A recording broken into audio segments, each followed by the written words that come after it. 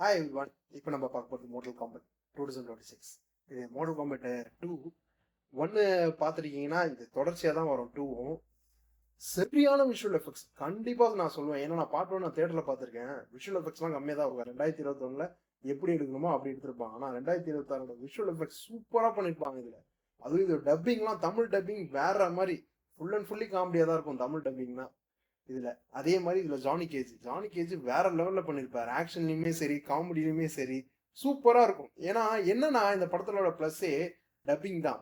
ஒருத்தருக்கு டப்பிங் சூப்பரா கொடுத்துருப்பாங்க. ஜானி கேஜுக்குமே சரி, கேனோவுக்கும் சரி, அவங்களுக்கு டப்பிங்லாம் செம்ம காமெடியா இருக்கும். சூனிய பூமன் அந்த சின்ன சின்ன கலாய் சீன்ஸ்லாம் சூப்பரா இருக்கும். அதே மாதிரி இதுல விஷுவல் எஃபெக்ட்ஸ் என்னன்னா ஒரு ஃபைட்லயுமே விஷுவல் எஃபெக்ட்ஸ் தரமா இருக்கும். அது ஏதோ என்னன்னா நம்ம இந்த லீகோங் அவங்க ஃபைட்டு ரெண்டு பேருக்கு ஒரு ஃபைட் வரும்.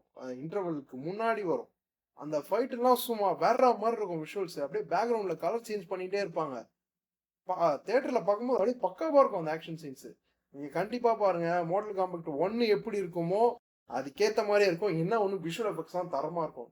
தேட்டர்ல பார்க்க முடிஞ்சா தேட்டர்ல பாருங்க. டைம் இல்லை அப்படின்னா கண்டிப்பா ஓடிடில ஒரு மாசத்துல வந்துடும். அப்ப பாருங்க. மாடல் காம்பேக்ட் கேம் ஃபேன்ஸுக்கு இது ஒரு தரமான படம்.